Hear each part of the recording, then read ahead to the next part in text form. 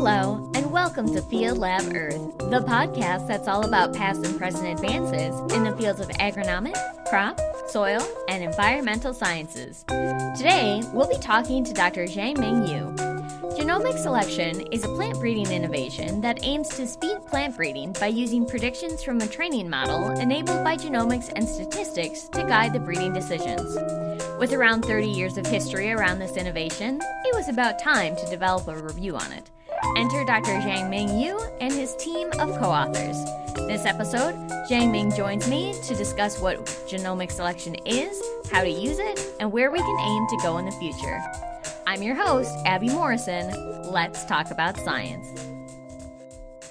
Hi everyone, welcome to the show. Today we have Jianming Yu with us.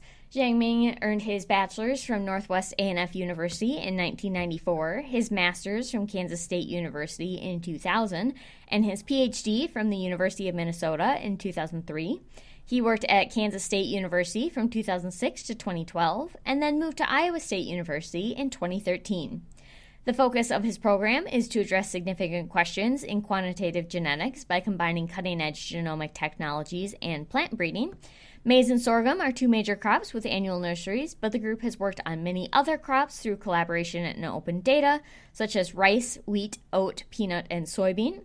His research integrates knowledge in quantitative genetics, genomics, plant breeding, molecular genetics, and statistics, and has the goal of developing and implementing new strategies and methods in complex trait dissection and crop improvement. Among other honors, he is an elected Fellow of the Crop Science Society of America and Fellow of the American Association for the Advancement of Science. Hi, Jianming. How are you doing today? Great. Thank you. Thank you for this show. Yeah, well, we are thrilled to have you on today talking about genomic selection.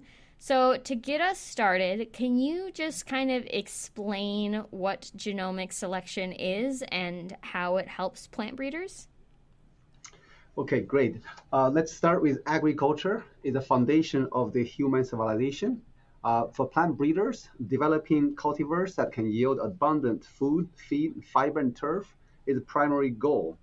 Throughout the history, there are different plant breeding innovations. So one summary would say, genomic selection is one of the plant breeding innovations. The purpose of these innovations is to increase the efficiency of selection. Breeders have to identify the unique individuals from thousands of individuals and then to be able to advance to the next stage.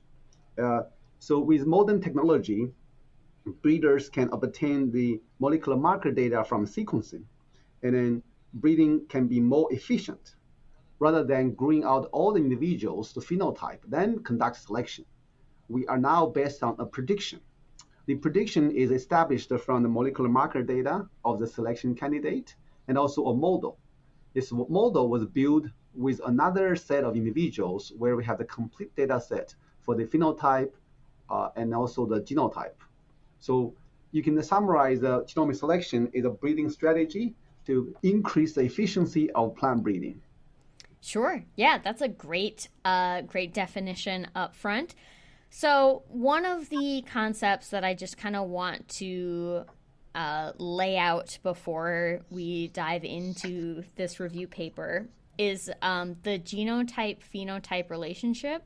And part of that is just kind of, if we're able to use genetics to kind of predict which crosses or whatever might work best, there's kind of this question of like, well, why don't you just only do that and then just, make your plants from that and not bother with the rest. So there is kind of this relationship that still exists, though, that is necessary. So I would love to hear more about this genotype-phenotype relationship and kind of where genomic selection fits in among many other strategies that plant breeders have. Yes, genotype-phenotype relationship is a very critical concept. It means that how to make inference about underlying genetics from what we observed, which is interesting because what we observed typically is not only due to genetics. It is due to genetics, environment, and their interactions throughout the development. Now, these days, we try to use a more complex term. Instead of genotype by phenotype relationship, we say it's certain genes operating within the organism through development and the interaction with the environment eventually give you the phenotype. So only by establishing this genotype-phenotype relationship can breeding process be more efficient. There's an interesting term that used by breeders called a 1-year wonder, meaning that some genotype might showing high yield, better performance in 1 year, but you would never see them that happening again. So we have to identify the underlying genetics so that we can consistently produce a phenotype. Perfect. That is a great definition of kind of that relationship. So you were doing a review paper on this to kind of summarize a lot of the progress that has been made. Obviously, this is a within the grand scope of plant breeding and science, this is a relatively new innovation. So you had 3 main areas of your review, the first of which is kind of what is the essence of genomic selection, which had kind of 7 summary statements that you were able to kind of divine from all of this. So if we could just start with kind of what those statements are and kind of the key information about those, that would be great. The first statement we said, genomic selection is a breeding strategy to predict the genotypic value of individuals for selection using their genotypic data and the trained model. Here, there's 2 requirements. We have to have the genotypic data of the individual we try to predict its performance so that we can select. And then second is a trained model. This trained model can be established by another set of training population where we have both the genetics and also the phenotype. We establish a relationship, then couple with the genotypic data of the selection candidate. Then we can make the predictions. So the key words here is a prediction, selection, and a trained model. The second statement is genomic selection has been widely researched in different crops and implemented in many crops. The reason we wrote this statement is because most of the time, scientists or researchers in specific crops are mainly reading papers from their own area. So by having this statement is kind of encouraging breeders to expand their research to include or consider genomic selection. And also try to tell them that this is being widely used and then the findings have been obtained. The third statement, genomic selection can be viewed as a decision-making process with 4 main steps: training, population design, model building, prediction, and selection. This is because if you're just looking at the 2 words, genomic, selection. Selection is a term that is very common for breeders, but genomic, meaning that we have to use genomic information to help improve the efficiency of the selection. But technically, 4 steps has to be involved. First, breeders has to define a training population, so to train a model. Then the model has to be established. The third step is to make a prediction. And the final step is to, based on predicted values, to make your selection. After selection, you can still conduct additional experiments of field trials. The fourth statement we said is genomic selection can shorten breeding cycle time, work with a large candidate pool, and increase the rate of genetic gain. This statement is here to say that genomic selection can touch many components of something we call genetic gain equation or breeder's equation, meaning that by using genomic selection, you can shorten the breeding time or breeding cycle and also allow you to work with large number of individuals. Sometimes we say plant breeding is a numbers game, meaning that if you have more individuals to select from, you're more likely to select the best individuals. Genomic selection, expanding this plant breeding is a numbers game by including more genotypic data points so that you can conduct selection on a large number of individuals. Then you can increase your genetic gain, meaning that you can have cultivars the higher yield in a short amount of time. The 5th statement, genomic efficiency is affected by many factors, including genetic architecture of the trait, genotyping coverage, training population design, and prediction models. This statement emphasized the importance of consider the complexity of genomic selection, meaning that the multiple factors has to be considered for you to eventually realize the potential of genomic selection. Number 6, genomic selection target prediction scenarios, including tested genotypes in untested environment, untested genotypes in tested environment, and untested genotype in untested environment. This statement is here to indicate that sometime when we make predictions, it can be not specific to different type of environment. Sometimes can be specific to a different environment. But the last term, untested genotype in untested environment, is also touching the general progression of plant breeding.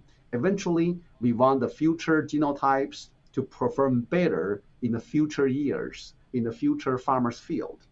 The number 7, genomic selection can be enhanced by incorporating additional data types and artificial intelligence. Here, what we mean is that there are other omics data, transcriptomics, metabolomics, and also phenomics data. All this large-scale characterization of gene expression, protein content, and metabolites, and also different phenotypes can be used to enhance the genomic selection. The last term, artificial intelligence. This is a popular topic. Traditional genomic selection models have been used that achieved a successful result.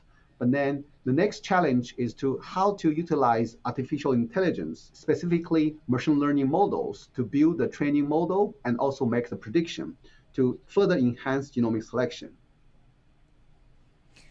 Awesome. Yeah, that is a great overview. Obviously, there is just so much to dig into there, some of which we will look at in the applications section. But I wanted to kind of take a step back and talk about this paper itself a little bit. I realized I didn't really set the stage here. So can you tell me a little bit more about kind of what brought this review paper about, as well as just, I mentioned this is kind of a newer technology. Obviously, it's, like not new in like a normal person's lifespan, but like in science lifespan, it's pretty new. So could you also just talk about kind of where this technology came from, like more about like the history and background of it? Yes. Since the 1990s, molecular marker becoming popular in genetic research, there's always strong desire to utilize the molecular markers for selection. And then one typical approach at that time is mainly to use molecular markers to mapping the major genes underlying the complex trait. We call quantitative trait locus mapping.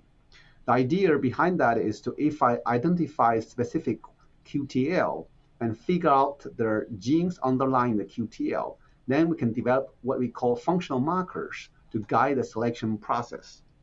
Later on, we realized that identifying the specific genes underlying QTL is a very lengthy process. QTL can show up, QTL can disappear. And then eventually in 2001, there's a paper published by Mulvison et al. In Genetics promoting that instead of identify individual QTL effect to predict the genetic merit of individual, we can use genome-wide marker information and coupled with observed phenotype to predict individuals' genetic merits. Since that paper published, people in plant animal breeding have worked together to study this genomic selection. In 2007, Rex Bernardo and myself, so we collaborated together, published the first paper in plants about genomic selection. In 2009, there was another paper published by a group of scientists from Cornell University and the USDA ARS promoting genomic selection as a way forward.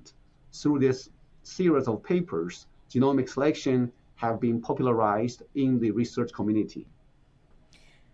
Can you explain a little bit more about the difference between looking at just like one of these quantitative trait loci or just one of these things versus kind of looking at on like the genome scale, like what, because in my mind, as someone who doesn't understand this, if the marker is there, that's kind of how you were like, oh, it has this trait or not. So I don't understand how broadening the scope helps if you still are worried about if that single trait loci is there or not. So can you explain a little bit more about, and then also obviously that's then pairing back into this like phenotypic relationship as well. Can you just talk about that a little bit more?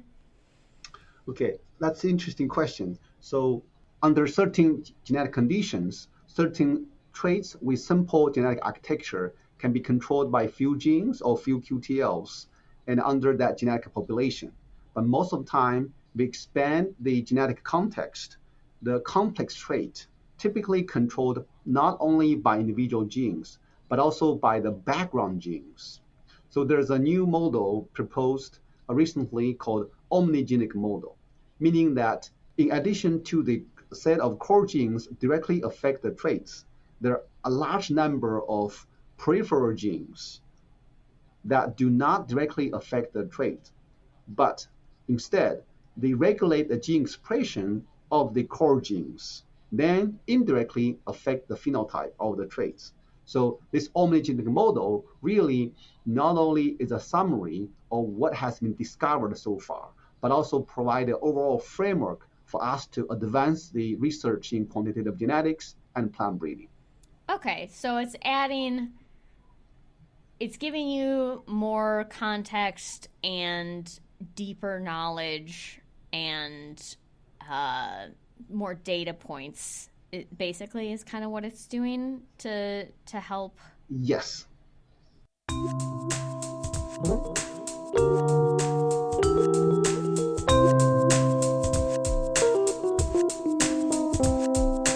Hi everyone, I hope you're enjoying the show. Interested in learning more? Jianming's paper, Genomic Selection, Essence, Applications, and Prospects, published in the plant genome, is always freely available. There will also be a CSA news article on this paper coming out on October 22nd. We'll have a link to it in the show notes once it goes live. If you are a certified crop advisor or certified professional soil scientist, you can take a quiz for continuing education units for this episode, which can be found in our show notes or on certifiedcropadvisor.org. Let's get back to the show. Okay, perfect. I just wanted to clarify that for myself and anyone who else was wondering. So moving back then to this review paper. So given that it's been around now for almost 30 years-ish, or right around there, seems like a good time to do a review paper on it. So you identified several different areas of applications for this. I know you touched a little bit on your 7 statements, but and a little bit in what we just talked about. But could you go over the applications and some of what you found?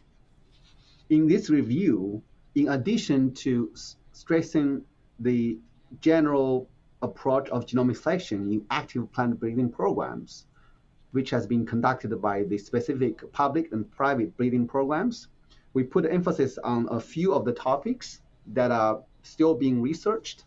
The first one is genomic selection for harnessing diversity. There are thousands of genetic accessions that are stored in the gene banks. And then what we want to do is to sequencing these accessions, obtaining their genomic information first.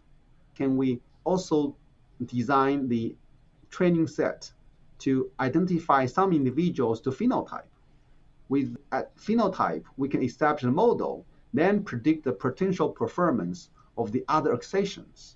This general approach we call is turbocharging gene bank through genomic selection. We published in 2016. It has garnered the interest from the other researchers that went on to do more extensive research. So genomic selection, because it's based on prediction, it can expand the phenotype data you collected to generate predictions for a large set of individuals by providing extra information to the gene bank. then breeders can be easier to make their selection of accessions to be included in the breeding process.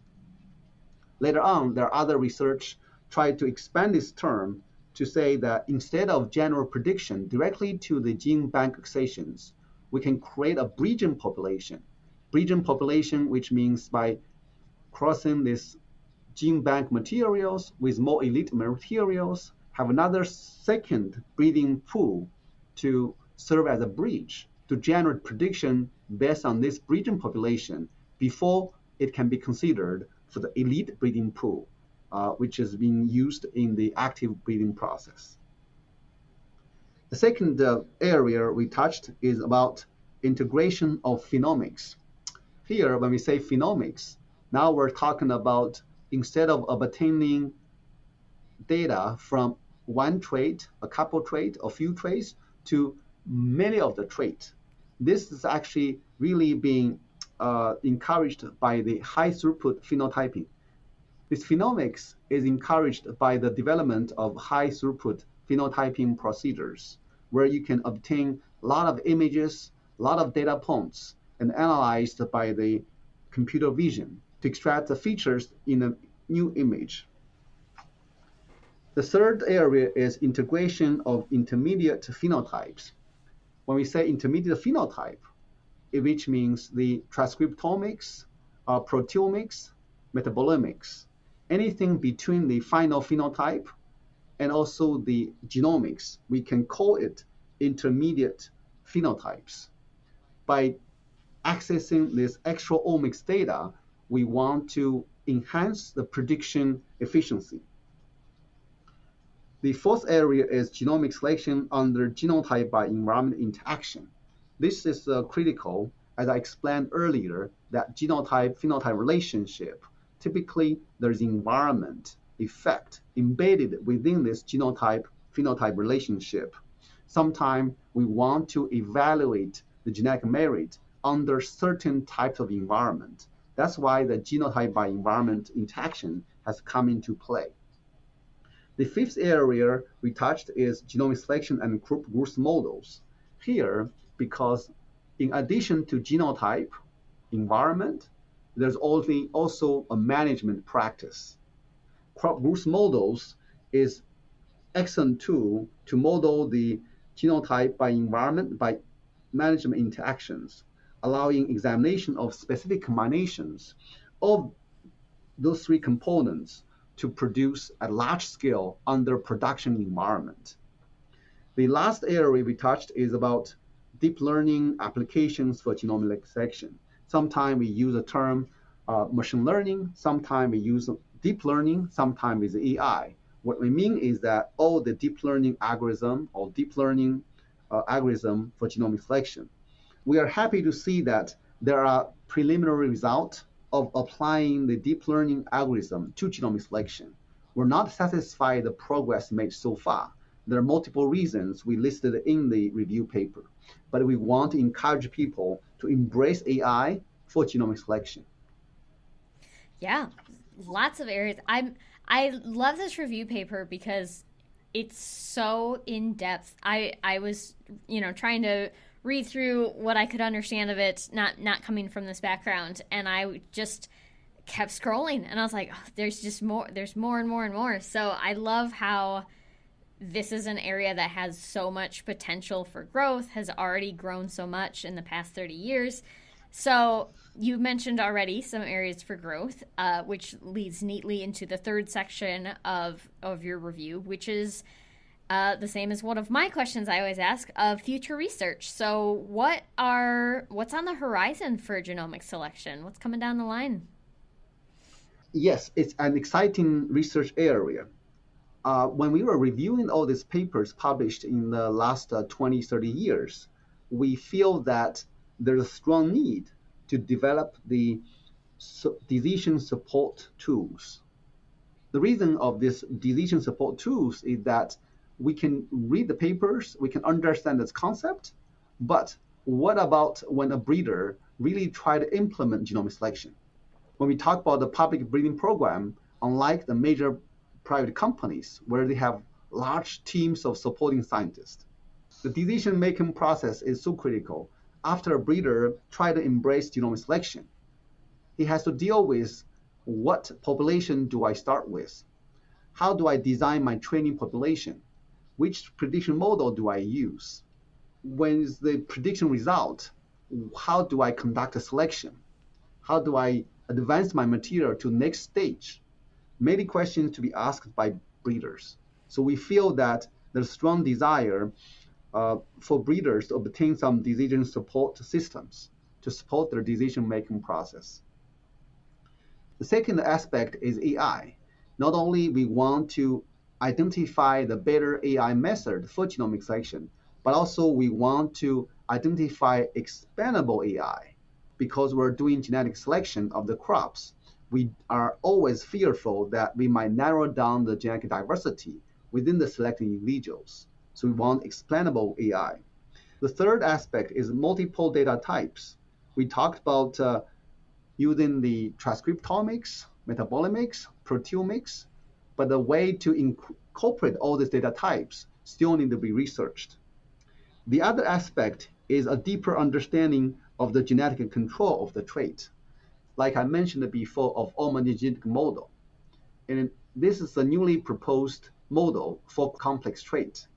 We do need to see more papers of investigating in this area to understand the genes, organisms, development, environment, and phenotype.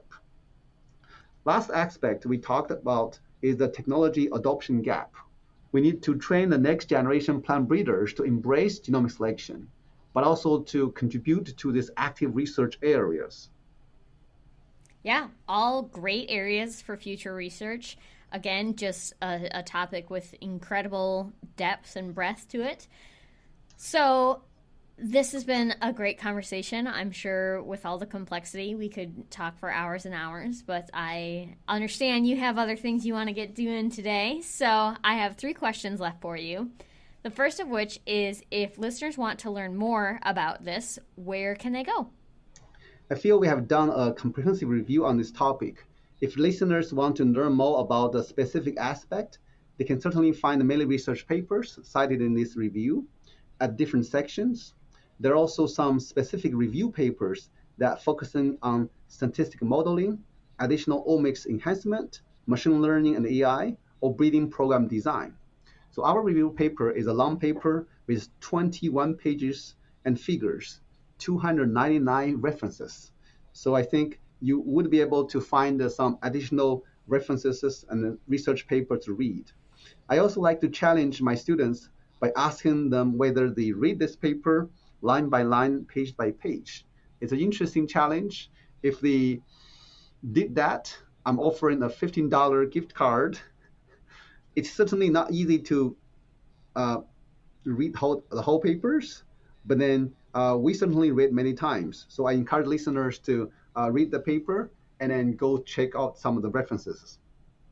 Yeah, absolutely. This is a very comprehensive source for people. So, whatever you're looking to find out, I'm sure it's in there. So, then next question is, if people want to take the next step and kind of get involved in this kind of research or any of the things that we've talked about today, what are some first steps they can take? I think first, I want readers to establish a correct mindset that genomic selection is a breeding strategy. Genomic selection is not something different or drastic. It is a plant breeding innovation because the technology, analytics, and design is ready to allow us to conduct genomic selection. So by embracing genomic selection, then people are more likely to learn different aspects of genomic selection. And also, in addition, I encourage listeners to talk to breeders and geneticists in the public and private sectors to see how are they implementing genomic selection in their programs. In fact, this is another important learning approach, which is to mesh whatever you learn from papers and books with information you gathered from talking to people at meetings, at workshops. These people in the active research can also offer advices about how genomic selection is being utilized in the real world setting. Perfect. That's great advice. Wonderful. So then, final question for you is, what is one fun fact that listeners wouldn't know about you if all they had was your research? Yeah, very interesting question. October 19th, I will be running my first marathon race in Des Moines, Iowa. I've been running for many years. Since year 2000, I've been practicing long distance runs. I've run many half marathon by myself as a practice. But this is going to be my first marathon race. Running marathon is actually helped me to understand the long journey of plant breeding. Plant breeding is a long journey. We have to continue to come up with innovations to improve the process. Running marathon is also a long process. My hobby in running taught me to develop a long view of research. There are always some aspects to improve. Running pose, distance, endurance, single leg, and there are always innovations to show up in plant breeding. I love that. I love being able to connect multiple areas of our lives. I think that's always really fun. And at the time of this posting, that will be in 2 days. So I hope it all goes well, both in 19 days from this recording and 2 days from when this goes live. This has been a fantastic conversation. Obviously, just stunningly complex topic with so many different facets to it that you obviously know so well from this in-depth review. I highly encourage people to check it out. It's really cool to be able to scroll through, and there's a lot of cool images that help bring things together out there and all that as well. So thank you so much for all of your time spent both in developing this innovation and in your time here today. Thank you very much.